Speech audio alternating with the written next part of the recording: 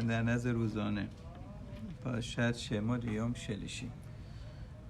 میفرماد فس آدم باید بدونه که موقعیت توی جمعی باشه در جایی باشه، بدونه که هشم میدونه که باید که آدم میتونه در درون من چه اتفاقی داره میفته.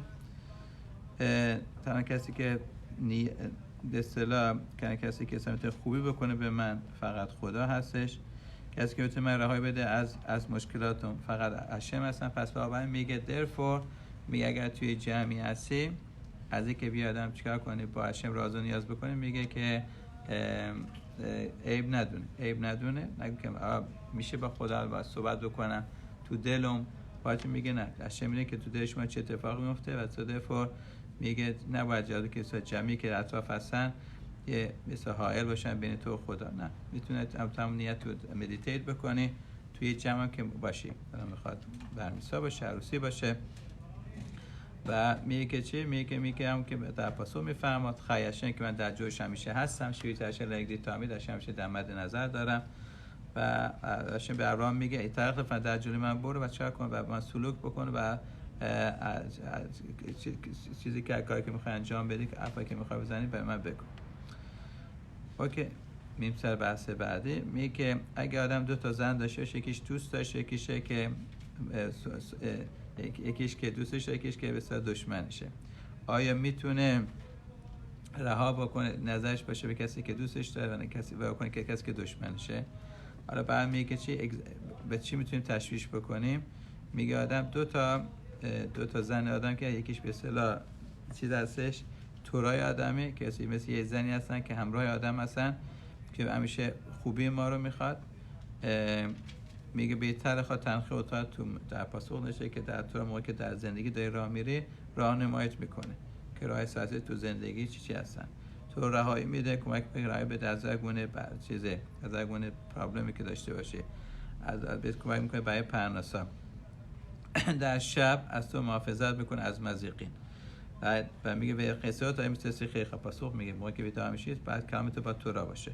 بعد چه میکنه و میگه که یعنی مزار میگه یعنی چه قصه‌اش میکنه موقعی که تخیات همتی میشه مکمل مردا زنده میشن، میگه که چه میگه چه میکنه میادش میگه که تورا میاد از محافظت میکنه و میگه هر صبح حتی فقط خلاص کرد برمیگرده به بعد از 120 سال بعضی که سال هم تخیات همتی میشه اشاره میکنه به اینکه هر صبح زوهر میگه که چی میگه تو زوهر میگه که هر شب آدم قضاوت میکنن که فردا صبح بیدار بشه یا نشه و همونی که چند بعد میگه تورا میاد چیکار میکنه؟ میگه تورا مثلا میکنه میاد از اون محافظت میکنه که مثلا خاصش هم اتفاقات ناگوار نیفته، حتی نه که یعنی که چیز ناگهانی نباشه یا مثلا چه میکنه تا اونجایی که امکان پذیر باشه، میگم که نمیشه گارانتی در کار نیستش و میگه دلیلی که تورا شروع شده به رشید یعنی با رشید که تورا خونده شده رشید بت یعنی که میشه یعنی دو تا آدم 2 دنیا داره، همین دنیا زندگی راحتی داشته خواهد داشت و همینطور چون کنه بعد از 120 سال اولام حبا. حالا بس میگه زن اوله که چون کنه میگه چقدر خوب و خاصیت داره برای تو. زن دوم آدم کی هستش؟ کسایی که همراه آدمه، میگه اون بدن آدمه و یعنی که چه بدن آدم از چه لازم میگه چیز داره، چون که دوست داره دنبال مادیات بره، دوست داره که چیکار بکنه که سلا دنبال لذت بره، آخرش چه کنه دوست داره که دروغ بگه و چه میکنه و این آدمو به لجن بکشه اصلا.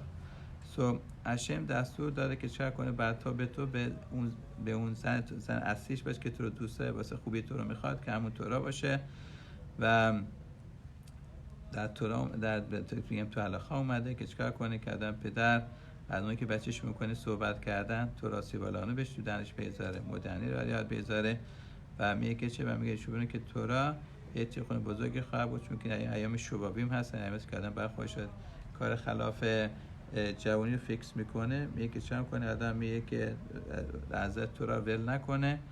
تورا خونده شده بیت میلام داریم، تو دفعه بهترین تیقون برای بیت میلا تورا خوندن هستن. یه میگه تورا میگه اون دوای حیات هستن برای تمام ما.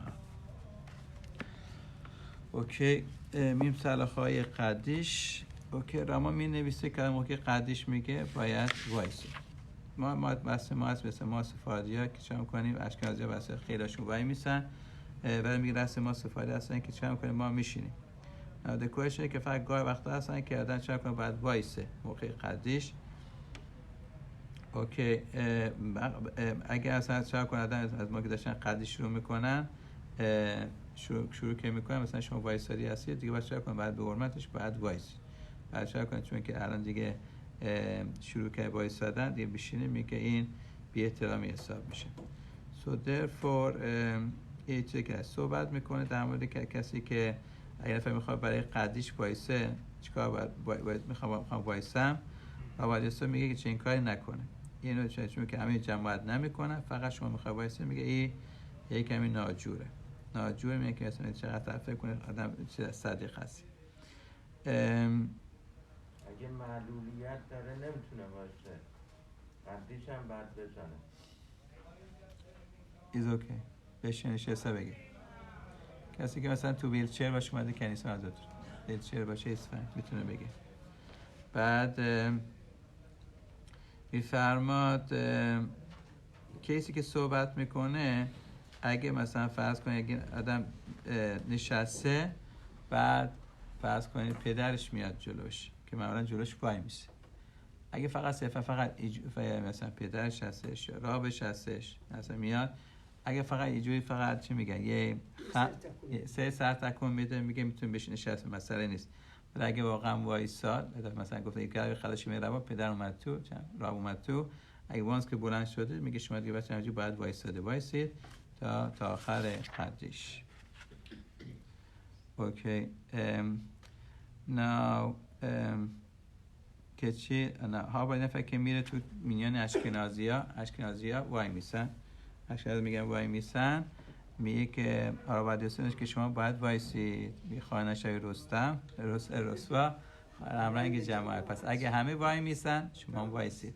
اگه یه عده وای میسن یه عده میشینن هرچند که میگه شما بتونید بشینید مسئله نیستش.